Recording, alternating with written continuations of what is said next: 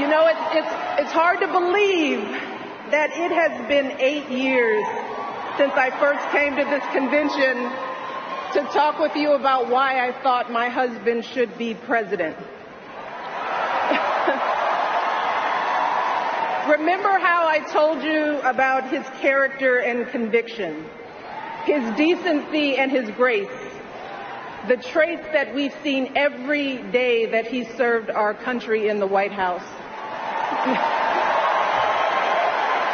I also told you about our daughters, how they are the heart of our hearts, the center of our world, and during our time in the White House, we've had the joy of watching them grow from bubbly little girls into poised young women, a journey that started soon after we arrived in Washington, when they set off for their first day at their new school. I will never forget that winter morning as I watched our girls, just 7 and 10 years old, pile into those black SUVs with all those big men with guns. And I saw their little faces pressed up against the window, and the only thing I could think was, what have we done? See, because at that moment, I realized that our time in the White House would form the foundation for who they would become, and how well we managed this experience could truly make or break them. That is what Barack and I think about every day as we try to guide and protect our girls through the challenges of this unusual life in the spotlight. How we urge them to ignore those who question their father's citizenship or faith. How we insist that the hateful language they hear from public figures on TV does not represent the true spirit of this country.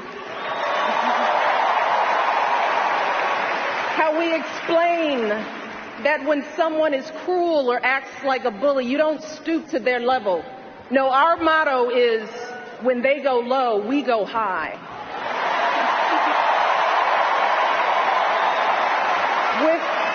With every word we utter, with every action we take, we know our kids are watching us.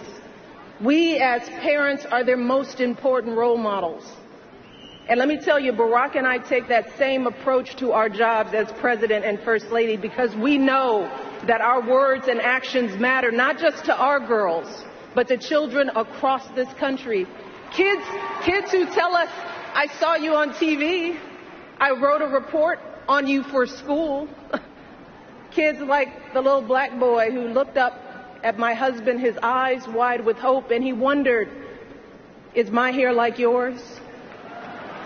And make no mistake about it, this November when we go to the polls, that is what we're deciding. Not Democrat or Republican, not left or right. No, in this election and every election is about who will have the power to shape our children for the next 4 or 8 years of their lives.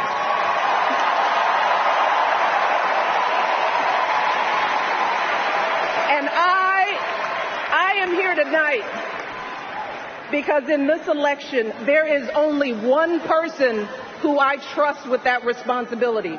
Only one person who I believe is truly qualified to be President of the United States, and that is our friend Hillary Clinton.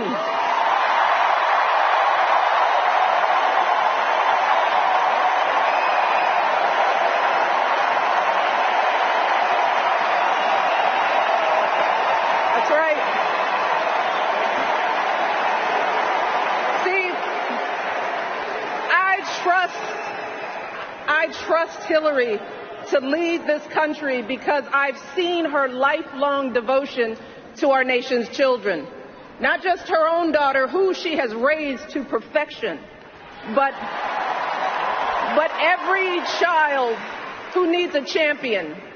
Kids who take the long way to school to avoid the gangs. Kids who wonder how they'll ever afford college. Kids whose parents don't speak a word of English but dream of a better life. Kids who look to us to determine who and what they can be. You see, Hillary has spent decades doing the relentless, thankless work to actually make a difference in their lives.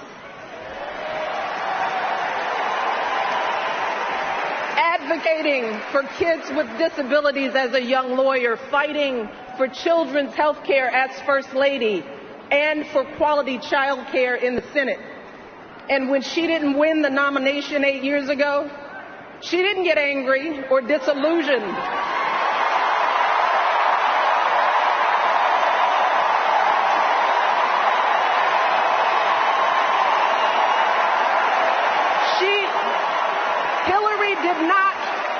Hillary did not pack up and go home, because as a true public servant, Hillary knows that this is so much bigger than her own desires and disappointments.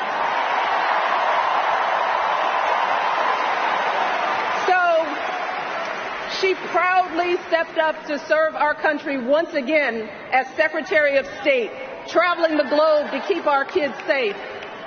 And look, there were plenty of moments when Hillary could have decided that this work was too hard, that the price of public service was too high, that she was tired of being picked apart for how she looks or how she talks or even how she laughs.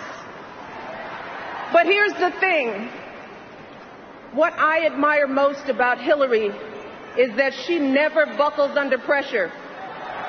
She never takes the easy way out. And Hillary Clinton has never quit on anything in her life.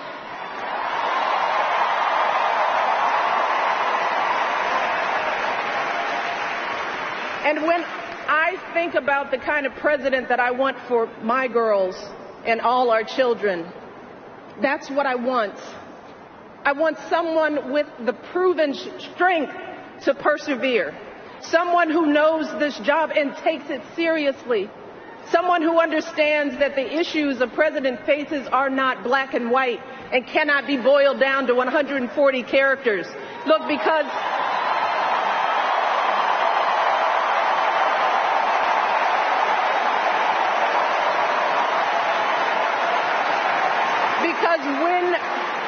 when you have the nuclear codes at your fingertips and the military in your command, you can't make snap decisions. You can't have a thin skin or a tendency to lash out. You need to be steady and measured and well-informed.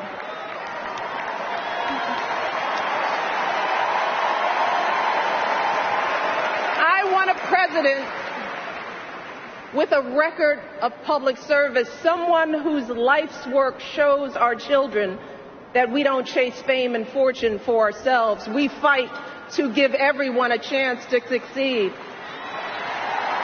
And we give back even when we're struggling ourselves, because we know that there is always someone worse off. And there, but for the grace of God, go I. I want a president who will teach our children that everyone in this country matters.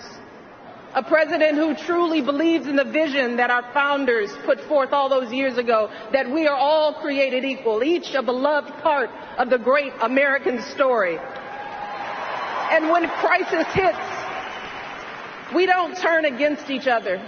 No, we listen to each other. We lean on each other, because we are always stronger together.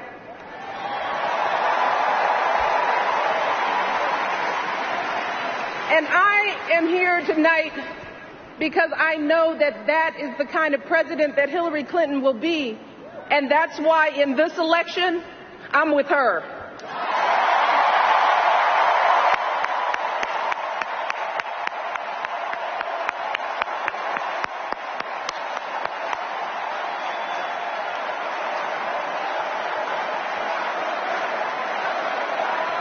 You see, Hillary understands that the president is about one thing and one thing only.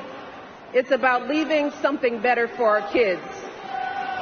That's how we've always moved this country forward, by all of us coming together on behalf of our children.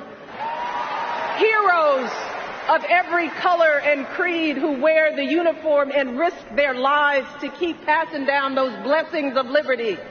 Police officers and protesters in Dallas who all desperately want to keep our children safe. People who lined up in Orlando to donate blood because it could have been their son, their daughter in that club.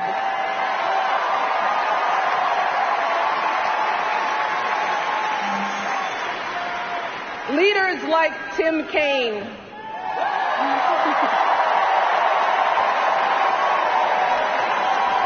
who show our kids what decency and devotion look like. Leaders like Hillary Clinton, who has the guts and the grace to keep coming back and putting those cracks in that highest and hardest glass ceiling until she finally breaks through, lifting all of us along with her.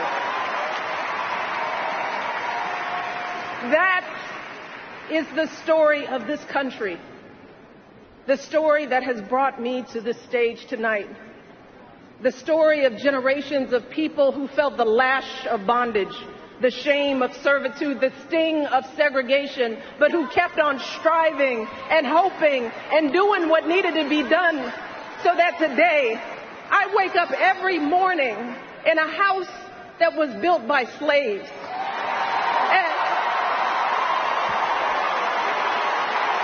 And I watch my daughters, two beautiful, intelligent black young women, playing with their dogs on the White House lawn.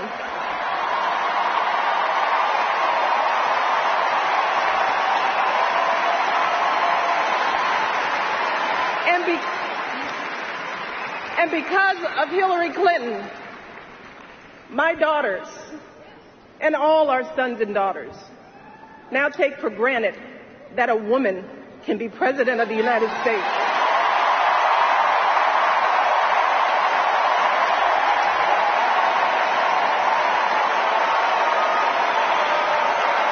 So look,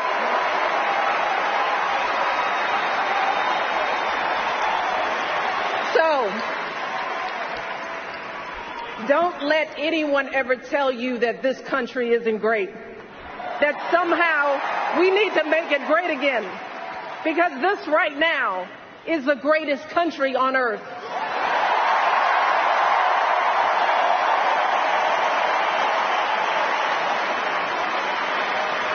And as my daughters prepare to set out into the world, I want a leader who is worthy of that truth. A leader who is worthy of my girls' promise and all our kids' promise. A leader who will be guided every day by the love and hope and impossibly big dreams that we all have for our children. So in this election, we cannot sit back and hope that everything works out for the best. We cannot afford to be tired or frustrated or cynical. No, hear me. Between now and November, we need to do what we did 8 years ago and 4 years ago.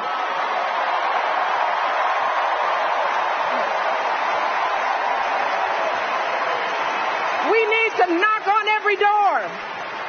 We need to get out every vote. We need to pour every last ounce of our passion and our strength and our love for this country into electing Hillary Clinton as president of the United States of America. So let's get to work. Thank you all, and God bless.